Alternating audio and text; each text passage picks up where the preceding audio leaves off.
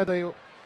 Verujem da nije nimalo svejedno ni nam, ni vama, poštovani gledaoci. Kapitan, odnosno ne, Danielson, ništa, go!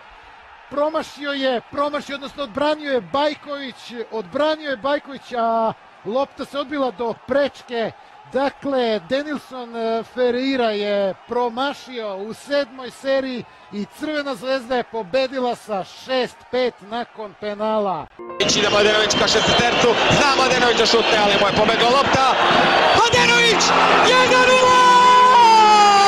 Mladenović! Vremena ima sve manje, ali ga još uvijek ima. Lazetić. Bogdanović prema Lekiću, Lekić, gol! 5-2 za Crvenu zvezdu, Dejan Lekić!